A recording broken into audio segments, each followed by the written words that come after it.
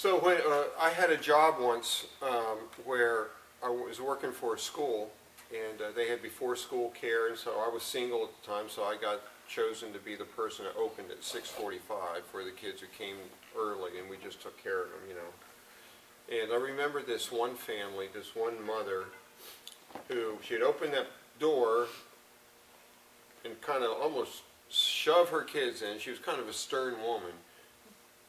And every day she said, "Be good." And they were nice kids. They were nice kids, really. Be good. That's the way she said it. Be good. And so that's always stuck with me. And so I've been thinking about this whole idea of being good and how that really is, I think, a common theme. Now, there's different connotations with the word good, different ways of thinking about it. But this idea of, I think it's kind of universal maybe, the fact that we're all here, that we want our lives to be good. Now, that could be a lot of different things, but I'm just going to throw that we want our lives to be good. To be good, to count for something, you know, to feel good. You know, to be the person you most want to be the Love Your Life workshop. You want it to be good. So that's kind of a very general thing. And I was thinking about different ways that we say that. I was thinking about how Jesus touched on that and talked, I think it was last week, how he said so many different things to different people and used a lot of different terminology. But to one crowd of people, he said, "You're light." And he said, "Be light." And now, the crowd of people he talked to wasn't like a TED Talk crowd, you know, if you listen to them, or a university crowd. It was a crowd of people who lived paycheck to paycheck. And they were not the movers and shakers of society. They were the people who were low on the power end of society. They didn't have a lot of possessions. In fact, a lot of times it seemed they were, in fact, he talked about how they were often in need of things that, staples of life, you know, food and clothing were things that they needed. And he said to this crowd, you're light.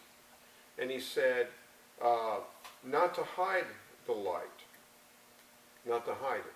So, and he kind of gave them, or suggested, or basically stated that they had a responsibility what they were going to do with this light. And, you know, when I was a little kid, we used to sing the song about, you know, this little light of mine and hide it under a bushel. No. Well, it's because he said, you know, your light, and a light is not meant to be hid under a bowl. That makes sense, right?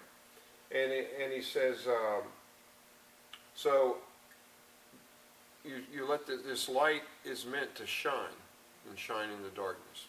So interesting things. But I'm just trying to get this picture. And so he kind of basically says to each one of us, we each have a responsibility, if you want to put it that, or a role to play in our own lives, whether we're going to hide or shine. Hide or shine. And in a sense, that was one of the first stories of the Bible. Adam hid, you know, hid out of fear. And the question was asked, why are you hiding? You know, I'm ashamed, I'm afraid, and things like that. And I think in some ways, I think you said something about that last week, Glenn, about fear. And that we all have this kind of thing that, are we going to hide or are we going to shine? And once again, you could define that in a lot of different ways. I'm not strictly defining it right now. But I have a decision every day. Am I going to hide or am I going to shine? And a lot of the hiding is done through fear. And in fact, Jesus touched on that because he says, the light shines in the darkness, but the darkness will not overcome it. And so when I shine, you know, to shine in darkness, there is some fear to that. You know, there's a little bit of trepidation, a little bit like, what's this going to be like? How? And a fear that I'm going to be overcome by this life. This life is going to be too big for me. Or, you know, just all these fears that we have. You know, do I really put myself out there? What's going to happen? And And Jesus gave this, which I think was something just to be an encouragement. The darkness is not going to snuff out your light. It's not going to snuff it out. Your light will shine. Because it's going to feel like it will. And so it's going to feel like the thing I need to do is just kind of stay in this little cocoon where I can have my own little light and pretend like I'm lighting the world and doing what I'm supposed to with it, but it's not. He said you got to kind of put it out there. It's made to shine out where there's life and where there's people. And he told other stories that kind of relate to that, like the story of the talents. You know, he gave one guy 10, one guy 5, and one guy 1, and the guy with 1 hid it. And it might have seemed safer. And he said out of fear of his own boss, you know, but the other guys went out and invested and maybe risked, you know.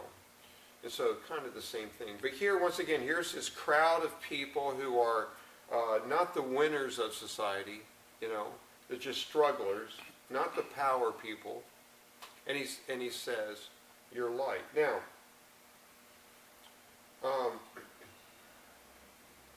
I think that's an important thing. He says, you are light. And that's an interesting thing. I think I spend a lot of my life feeling like I can create light. You know, if I do the right things, I could create light in my life. But Jesus says, you are light. He said to this crowd, you're light. Not only that, you are the light of the world. You people right here. And I wonder how they took that. You know, I wonder if someone were saying, yeah, right. Who's he talking to? You know, but you're light. And so I was thinking of some of the ways that we or I, you know, we think we have to try to create light through accomplishment. You know, whether it's pleasing family or pleasing some image that we think society has set up for us, or maybe if I could earn enough money, or maybe I could, you know, have enough things, or have some kind of status in this world, or what, you know, just that general idea that I'm creating my light in this world if I could just, you know, or make a name for myself, you know. Anymore, it's getting easier and easier to get your 15 minutes of fame, you know. You can do it on Facebook or whatever. So through accomplishment, or through you know, earning enough money or doing certain things, that we can create this light. But Jesus said to this group, you are light. You are light. Now for them, what they would have looked at, they would have thought, well, the people who are really the light of the world in their culture would have been the religious leaders, the religious people, because the religious people were the educated people, they were the wealthy people, they were the people kind of held it all, you know. They were the people in power. And life for them, for this group of people Jesus was talking to, life was very much a life of power struggle. And here they were the ones on the low end of the totem pole, you know, the low end of society. And here were the people who had money, who didn't have to worry about possessions, who could make decisions, who could kind of rule their lives, like the man we talked about who was a blind beggar, and they could eliminate him from their society, their community, because they had the power. They could do that. So there was this sense of power.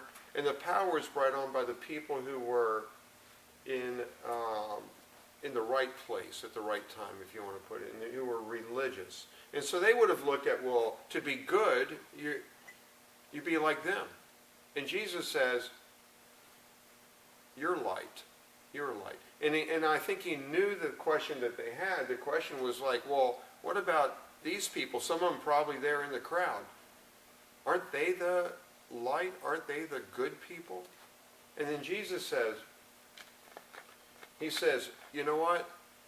You're not really going to get it unless your righteousness, he used that term, exceeds those people, goes beyond those people. And I think that probably blew their minds. You know, what in the world is he talking about? You got to go, it's going to be beyond what they're doing, beyond who they are.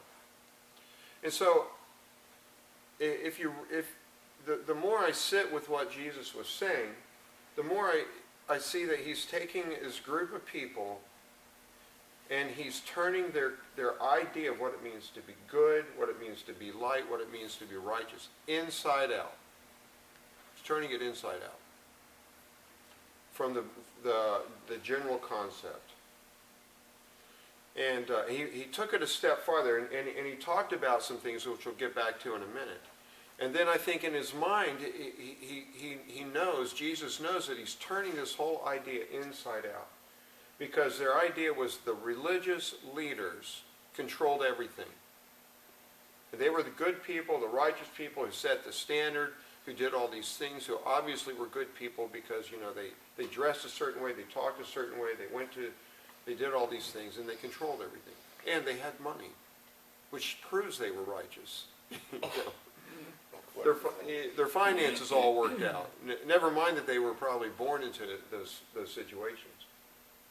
And so after Jesus kind of talks about this different way of being good, being light, that was available even to everyone, then he addresses this whole religious thing.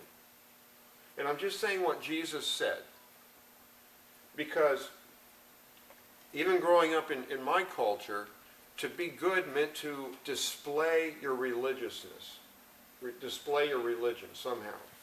Even if it wasn't in a self-righteous way. To be good meant to, somehow we need to let people know we're religious. And it was the same way with them. And Jesus says, did you finally get it? Yeah.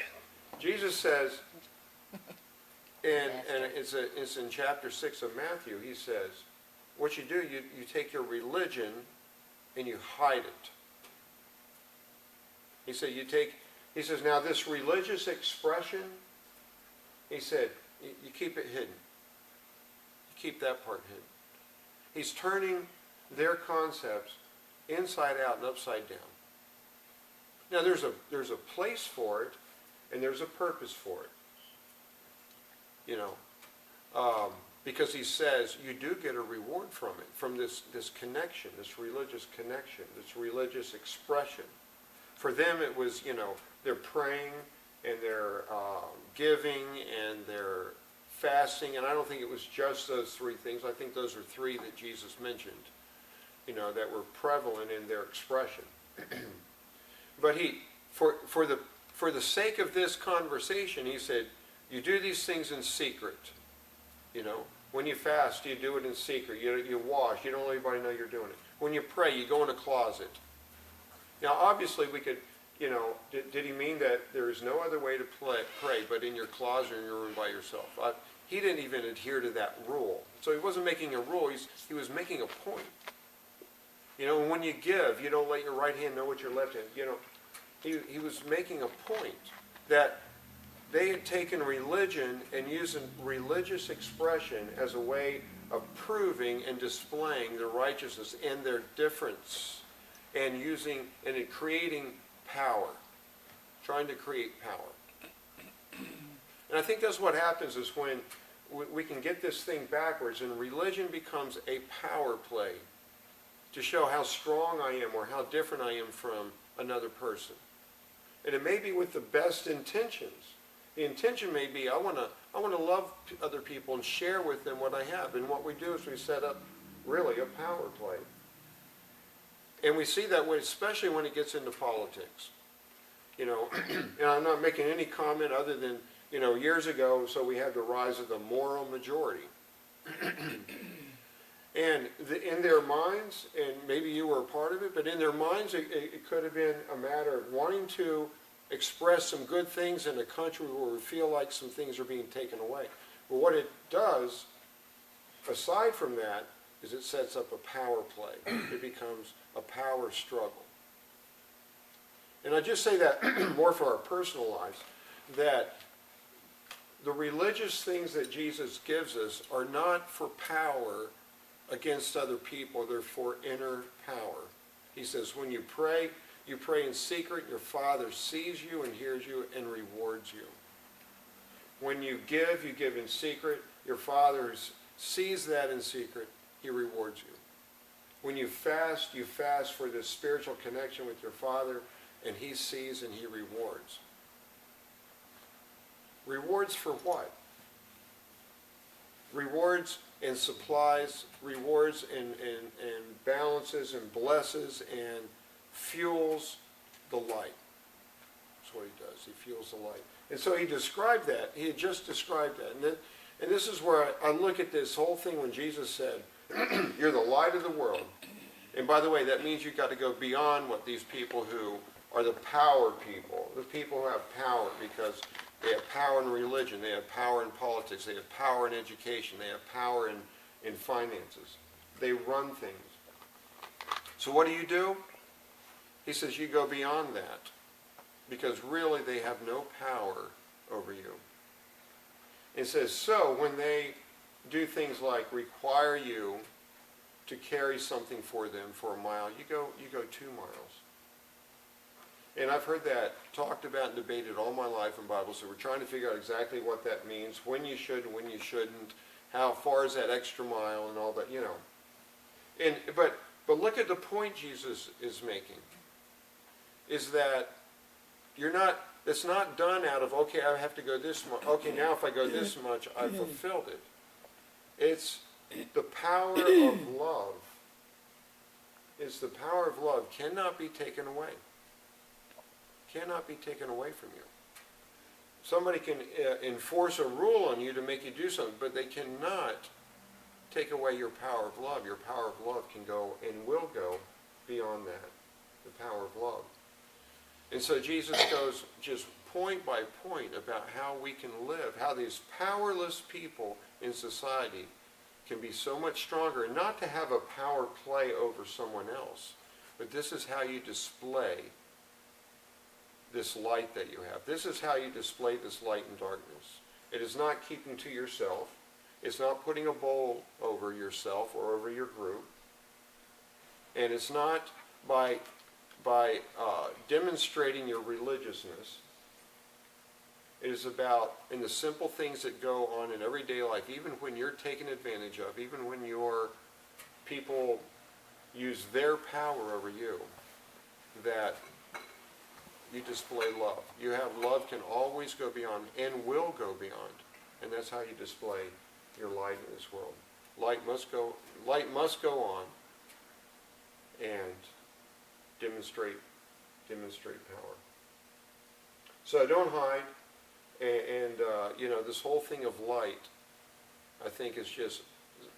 So the challenge is how can I let love demonstrate? How can I let love just go beyond?